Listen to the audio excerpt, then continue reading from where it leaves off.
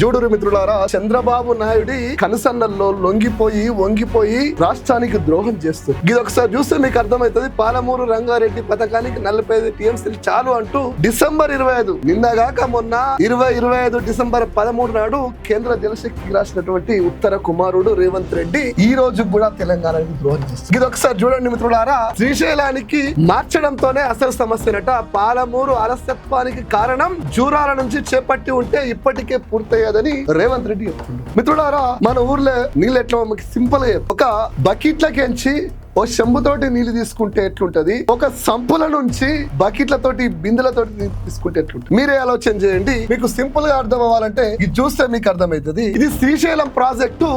ఇక్కడ 215 టీఎంసీలు ఉంటాయి, ఇప్పుడు 180 దాకా. ఇక్కడ పెద్ద ప్రాజెక్టు 215 టీఎంసీలు. ఇప్పుడు ఆయన చెప్పింది ఏంది, జూరాల ఎక్కడి నుంచి తీసుకోమంటుండు విన్నారు కదా, జూరాల నుంచి తీసుకోమంటుండు కదా. ఆ జూరాలలో ఎంత ఉంటాయి, 9 టీఎంసీలు, వాస్తవంగా 7 టీఎంసీలు ఉంటాయి. అంటే ఒక బిందెలో చెంబు పట్టుకొని నీళ్ళు తీస్తే ఎట్లుంటుంది, నీళ్ళు దోసుకుంటే ఎట్లుంటుంది, ఒక సంపులో బకెట్లతోటి బిందెలతోటి తీసుకుంటే ఎట్లుంటుంది. ఏదిగా ఉన్నో తెలివైన వాళ్ళు మీరు ఆలోచించండి. పాలమూరు వాళ్ళకి చెంబులతోటి నీళ్ళు ఇద్దామా, బకెట్లతోటి బిందెలతోటి నీళ్ళు ఇద్దామా?